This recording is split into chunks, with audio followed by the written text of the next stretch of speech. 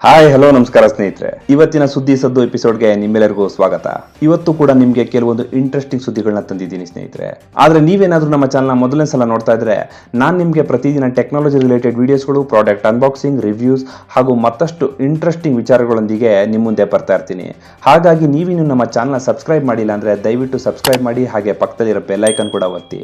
ಅದರಿಂದ ನಾನು ಮುಂದೆ ಮಾಡೋ ವಿಡಿಯೋನ ನೀವು ಯಾವುದೇ ಕಾರಣಕ್ಕೂ ಮಿಸ್ ಮಾಡದೆ ನೋಡ್ಬೋದು. ತಡ ಮಾಡೋದು ಬೇಡ, ನಾನು ನಿಮ್ಮ ಪ್ರವೀಣ್ ಗೌಡ್ರು, ನೀವು ನೋಡ್ತಾ ಇದ್ರೆ ಶೋ 5. ಬನ್ನಿ ಶುರು ಮಾಡೋಣ.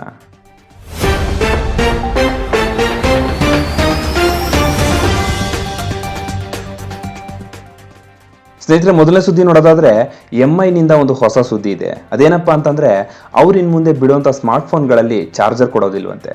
ಹೌದು ಸ್ನೇಹಿತರೆ, ನೀವು ವಿಷಯ ಕೇಳಿರ್ಬೋದು. ಮುಂಚೆ ಎಲ್ಲ ಐಫೋನ್ನವರು ತಮ್ಮ ಸ್ಮಾರ್ಟ್ ಫೋನ್ಗಳನ್ನ ಕೊಡಬೇಕಾದ್ರೆ ಅವರು ಬಾಕ್ಸ್ನಲ್ಲಿ ಚಾರ್ಜರ್ ಇಟ್ಟು ಕೊಡ್ತಾ ಇರಲಿಲ್ಲ.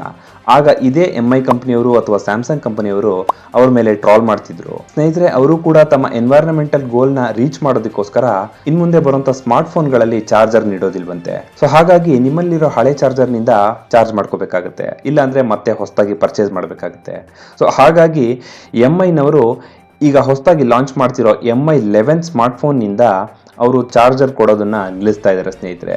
ಬಹುಶಃ ಇನ್ನು ಮುಂದೆ ಬಿಡುವಂಥ ಎಲ್ಲ ಸ್ಮಾರ್ಟ್ ಫೋನ್ಗಳಲ್ಲೂ ಅವರು ಚಾರ್ಜರ್ ಕೊಡದೇ ಇರ್ಬೋದು, ಅಥವಾ ಸದ್ಯಕ್ಕೆ ಈ ಫೋನಿಗೆ ಮಾತ್ರ ಕೊಡ್ತಾ ಇಲ್ವೋ ಏನೋ, ಮುಂದೆ ನೋಡಬೇಕಾಗತ್ತೆ. ಇನ್ನು ಸ್ಯಾಮ್ಸಂಗ್ನವರು ಕೂಡ ಅವ್ರು ಬಿಡುವಂಥ ಗ್ಯಾಲಕ್ಸಿ S21ನಿಂದ ಚಾರ್ಜರ್ ಕೊಡೋದಿಲ್ಲ ಅಂತ ಅವರು ಕೂಡ ತಿಳಿಸಿದ್ರು. ಅದಕ್ಕೆ ಸಾಕ್ಷಿಯಾಗಿ MI ಎಕ್ಸಿಕ್ಯೂಟಿವ್ ಒಬ್ರು ಒಂದು ಫೋಟೋನ ಶೇರ್ ಮಾಡಿದ್ದಾರೆ.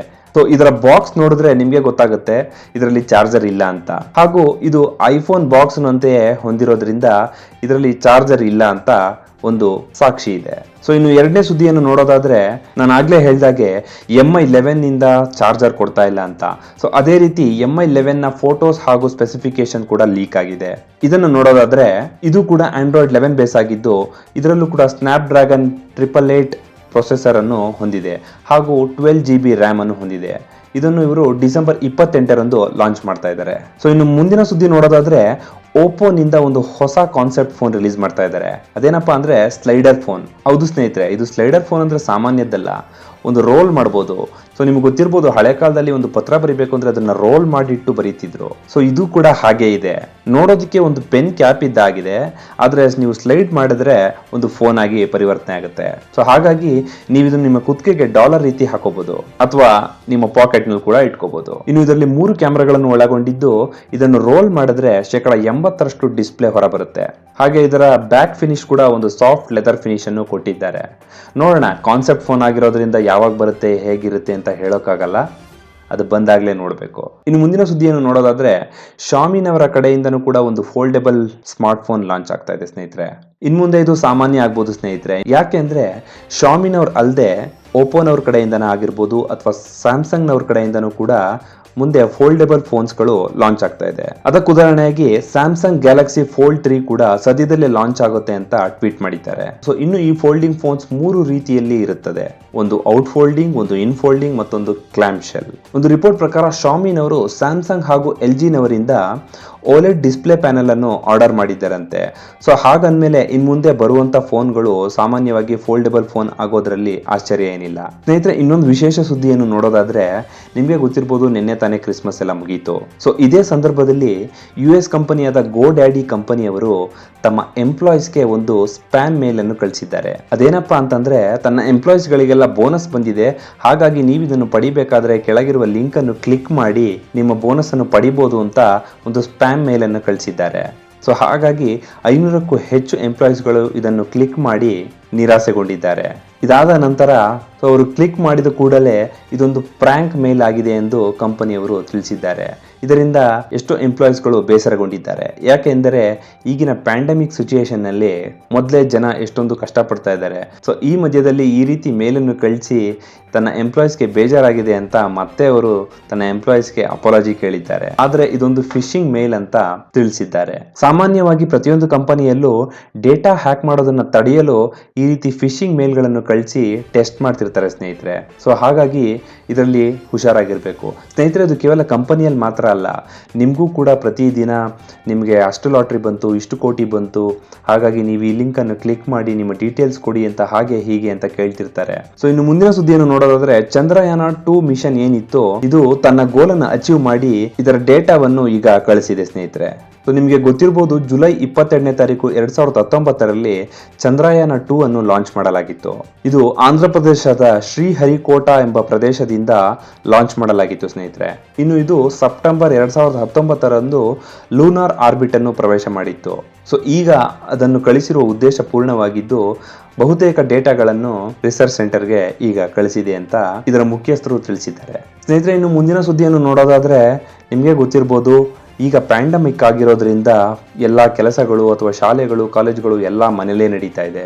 ಹಾಗಾಗಿ ಪ್ರತಿಯೊಬ್ಬರಿಗೂ ಮೊಬೈಲ್ ಫೋನ್ಗಳು ಅಥವಾ ಲ್ಯಾಪ್ಟಾಪ್ಗಳು, PC-ಗಳು ತುಂಬ ಅವಶ್ಯಕವಾಗಿದೆ. ಹಾಗಾಗಿ ಪ್ರತಿಯೊಬ್ಬರು ಇದನ್ನು ಆನ್ಲೈನ್ ಮೂಲಕನಾದರೂ ಆಗಿರ್ಬೋದು ಅಥವಾ ಆಫ್ಲೈನ್ ಮೂಲಕನಾದರೂ ಆಗಿರ್ಬೋದು ಪರ್ಚೇಸ್ ಮಾಡ್ತಾನೆ ಇದ್ದಾರೆ ಸ್ನೇಹಿತರೆ. ಆದರೆ ಈಗೇನಾಗಿದೆ ಅಂತಂದರೆ, ಇದು ಔಟ್ ಆಫ್ ಸ್ಟಾಕ್ ಆಗೋ ರೀತಿಯಲ್ಲಿ ಆಗಿದೆ ಅಂತೆ ಸ್ನೇಹಿತರೆ. ಸೊ ಏನಪ್ಪ ಅಂತಂದರೆ, ಡಿಮ್ಯಾಂಡ್ ಜಾಸ್ತಿ ಆಗಿದೆ, ಆದರೆ ಕಂಪನಿಯವರ ಕಡೆಯಿಂದ ಸಪ್ಲೈ ಮಾಡೋಕ್ಕಾಗ್ತಾ ಇಲ್ಲ. ಸೊ ಅನಲಿಸ್ಟ್ಗಳ ಪ್ರಕಾರ ಹೇಳೋದಾದರೆ 2020ರಲ್ಲಿ ಅಂತ್ಯದೊಳಗೆ 300 ಮಿಲಿಯನ್ ಶಿಪ್ಮೆಂಟ್ಸ್ಗಳು ಆಗಿದೆಯಂತೆ.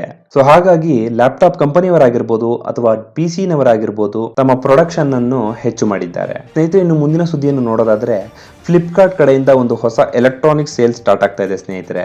ಸೊ ಇದರಲ್ಲಿ ಮುಖ್ಯವಾಗಿ ಮೋಟೋರೋಲಾ ಫೋನ್ಸ್ಗಳಾದ Moto G5, Moto Razr 5G ಹಾಗೂ ಮೋಟೋ G9 ಪವರ್ ಫೋನ್ಗಳಿಗೆ ಅತ್ಯುತ್ತಮ ಡಿಸ್ಕೌಂಟ್ ದೊರಕ್ತಾ ಇದೆ.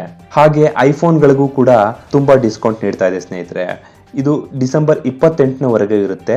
ಹಾಗಾಗಿ ನೀವೇನಾದರೂ ಕೊಂಡ್ಕೋಬೇಕಾದಲ್ಲಿ ಈ ಸಮಯದಲ್ಲಿ ಕೊಂಡ್ಕೋಬಹುದು.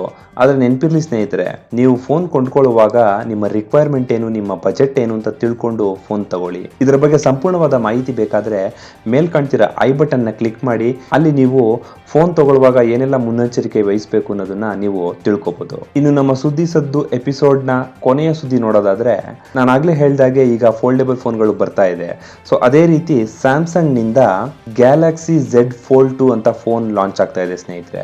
ಇದು ಕೂಡ ಕಂಪ್ಲೀಟ್ ಫೋಲ್ಡೇಬಲ್ ಆಗಿದ್ದು ಮುಂಭಾಗಕ್ಕೂ ಫೋಲ್ಡ್ ಮಾಡ್ಬೋದು, ಹಿಂಭಾಗಕ್ಕೂ ಫೋಲ್ಡ್ ಮಾಡ್ಬೋದು ಸ್ನೇಹಿತರೆ. ಸೊ ಇದರಲ್ಲಿ ನಿಮಗೆ 2 ಸ್ಕ್ರೀನ್ಗಳಿದ್ದು, ಮೊದಲನೇ ಸ್ಕ್ರೀನ್ ಬಂದು 7.6 ಇಂಚ್ ಇದ್ದು ಹಾಗೂ ಎರಡನೇ ಸ್ಕ್ರೀನ್ ಬಂದು 6.2 ಇಂಚು ನೀವು ಕಾಣ್ಬೋದು. ಹಾಗೂ ಇದರಲ್ಲೂ ಕೂಡ ನೀವು ಆಕ್ಟಾ ಕೋರ್ ಪ್ರೊಸೆಸರ್ 865 ಪ್ರೊಸೆಸರ್ ಅನ್ನು ಕಾಣಬಹುದು. ಹಾಗೂ ಇದರಲ್ಲಿ 12GB ರ್ಯಾಮ್ ಇದ್ದು 4500 mAh ಬ್ಯಾಟರಿ ಹೊಂದಿರುತ್ತೆ. ಹಾಗೂ ಇದರಲ್ಲಿ 12 ಮೆಗಾಪಿಕ್ಸೆಲ್ ಕ್ಯಾಮೆರಾ ಇದ್ದು 128GB ಸ್ಟೋರೇಜ್ ಕೂಡ ಇರುತ್ತೆ. ಹಾಗೆ ಇದು 2 ಬಣ್ಣಗಳಲ್ಲಿ ಲಭ್ಯವಿದ್ದು, ಒಂದು ಮಿಸ್ಟಿಕ್ ಬ್ಲ್ಯಾಕ್ ಹಾಗೂ ಮಿಸ್ಟಿಕ್ ಬ್ರೌನ್ಸ್ ಕಲರ್ಸ್ ನಲ್ಲಿ ನಿಮಗೆ ಸಿಗ್ತಾ ಇದೆ. ಇದು ಬಂದು ಡಿಸೆಂಬರ್ 26ರಂದು ಲಾಂಚ್ ಆಗ್ತಾ ಇದೆ ಸ್ನೇಹಿತರೆ. ಆದರೆ ಇದರ ಬೆಲೆ ಬಂದು 1,49,998 ರೂಪಾಯಿಗಳು ಸ್ನೇಹಿತರೆ. ಸೊ ನಾನು ಆಗ್ಲೇ ಹೇಳ್ದಾಗೆ ಸ್ನೇಹಿತರೆ, ನೀವು ಯಾವುದೇ ಫೋನ್ ಕೊಂಡ್ಕೊಳ್ಳಿ, ಆದರೆ ನಿಮ್ಮ ರಿಕ್ವೈರ್ಮೆಂಟ್ ಹಾಗೂ ಬಜೆಟ್ ನೋಡಿಕೊಂಡು ಕೊಂಡ್ಕೊಳ್ಳಿ ಸ್ನೇಹಿತರೆ. ಇದಿಷ್ಟು ಇವತ್ತಿನ ಸುದ್ದಿಗಳು. ನಿಮಗೆ ಈ ವಿಡಿಯೋ ಇಷ್ಟ ಆಗಿದ್ರೆ ದಯವಿಟ್ಟು ಲೈಕ್ ಮಾಡಿ, ಹಾಗೆ ಶೇರ್ ಮಾಡಿ, ಹಾಗೆ ಸಬ್ಸ್ಕ್ರೈಬ್ ಮಾಡೋದನ್ನ ಮರಿಬೇಡಿ. ಮತ್ತೆ ಮುಂದಿನ ಸುದ್ದಿ ಸದ್ದು ಎಪಿಸೋಡ್ನಲ್ಲಿ ಮತ್ತಷ್ಟು ಇಂಟ್ರೆಸ್ಟಿಂಗ್ ಸುದ್ದಿಗಳೊಂದಿಗೆ ಸಿಗ್ತೀನಿ. ಅಲ್ಲಿವರೆಗೂ ನಮಸ್ಕಾರ, ಟಾಟಾ.